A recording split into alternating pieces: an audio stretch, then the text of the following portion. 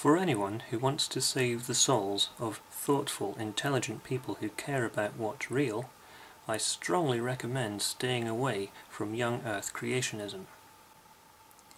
If the whole believing in Jesus thing in order to avoid hell is correct, then, in order to save the soul of an unbeliever, you first have to convince them that God is real. If the unbeliever in question is anything like me, then you'll have to present a compelling argument which shows how our understanding of reality is wrong. You'll have to convince us that the supernatural is real. Those of us who have spent some time studying the natural world are familiar with some of its properties, such as the known laws of physics. Many of us also have a reasonable understanding of chemistry, biology, and astronomy. Now here's a very important thing, which should be obvious, but amazingly it isn't to everyone. If you want to understand how the universe works, study the universe.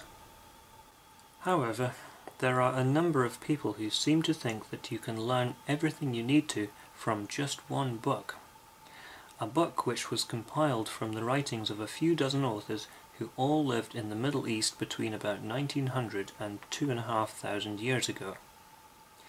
These days, there are a number of religious people who believe that every single word in that volume was directly inspired by a supernatural anthropomorphic being, and that it contains no errors, not even scientific ones. The trouble is that among the people who believe this, there is strong disagreement about exactly how to interpret those vague and troublesome passages. Anyway, I digress. If we want to figure out how the natural world works, science is the best way we know of. The scientific method is designed to minimize bias and to arrive at the most accurate conclusion possible. Those who have been steeped in young Earth creationism often criticize science because certain conclusions, such as the estimated age of the universe, have changed. They seem to think that it's better to stick rigidly to a particular conclusion, but the point they miss is that as technology improves and as new data is gathered, the scientists are able to refine what they had previously calculated. They increase the accuracy of the estimates. I'm old enough to remember when scientists thought the universe was somewhere between 10 and 20 billion years old. Then, in 1998, the figure was refined to 13.7 billion years. About 2 years ago, thanks to more detailed information from the cosmic microwave background radiation gathered by the Planck spacecraft, that figure was refined to 13.8. Contrary to what some of my young universe biblical literalist friends have claimed, those figures were not simply plucked out of thin air.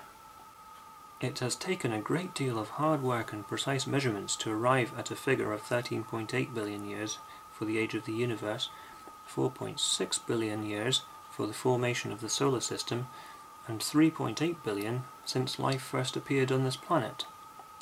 Not only that, but we know that a catastrophic event, an asteroid impact by the Yucatan Peninsula, caused the extinction of most of the dinosaurs 66 million years ago. And more recently, there have been several ice ages, the last of which receded about 10,000 years ago. We also know that the closest star to our Sun is 4.2 light-years away, which is about 24 trillion miles. Those are just a handful of thousands of estimates which certain fundamentalists blindly assert to be wrong. There seems to be an inverse correlation between how much these clowns actually know about science and how much they claim to know. Check this out. John Cleese explains this phenomenon rather well.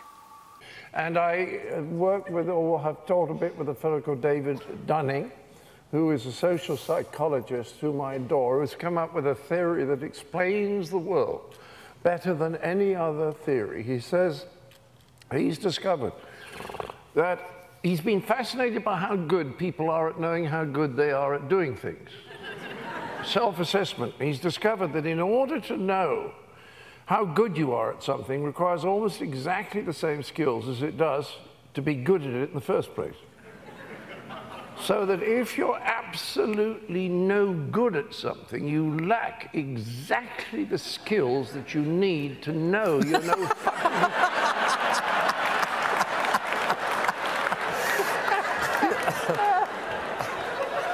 That's very good.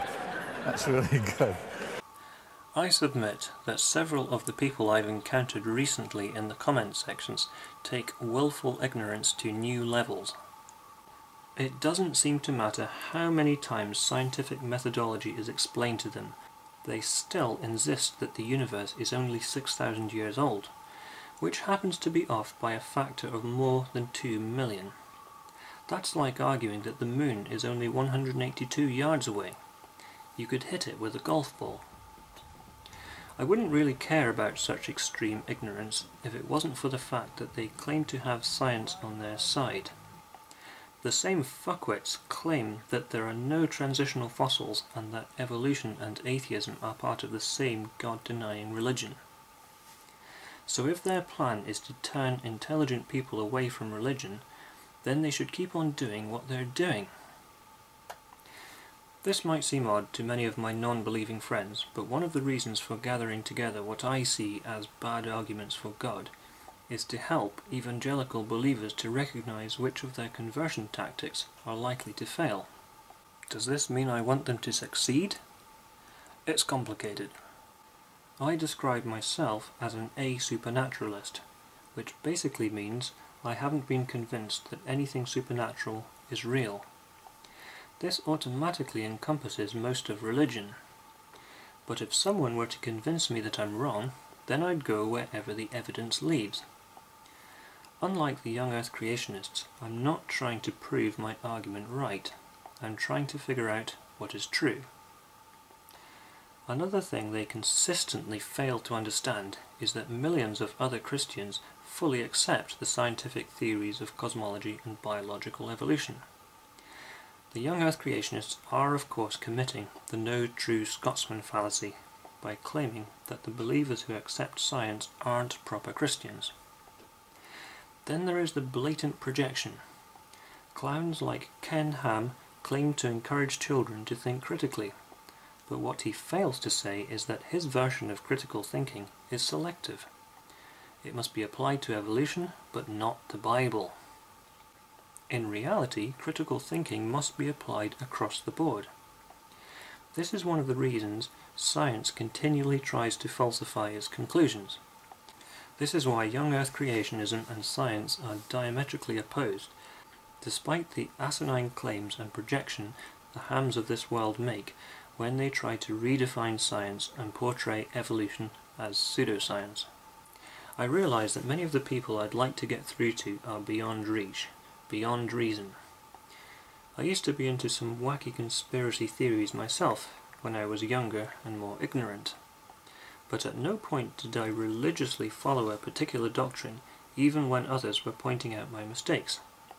So I left the pseudoscience behind. I don't understand why these clowns continue to cling so desperately to such obvious nonsense. The fear of burning in hell must seem very real to them. What's that one? Hey? Oh, that's the Pope enclosure. The what? The Pope enclosure. Yeah, I've got every dead Pope in there since 1472. Well, they don't seem undernourished, at least. Hey? They all look pretty well fed. Oh, no. They're pregnant. Pregnant? Yeah, I keep them all permanently pollinated. Eternally 8.5 months gone, the lot of them. You should hear them whinge about fluid retention and varicose veins. Yeah, I mean, obviously the objective is to make the tormentors agonisingly appropriate as possible. No, please! Help me, someone, will you? No! Yeah, they always catch him.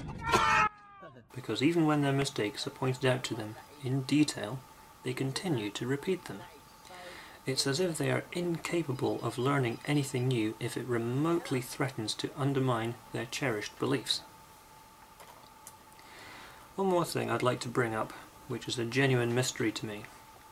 If their God is capable of doing anything, as they claim he is, then why couldn't he create a universe which seems like it's 13.8 billion years old? What's to prevent him from starting the movie of reality partway through? Why on earth do these believers in magic even need to try to argue that science supports their conclusions?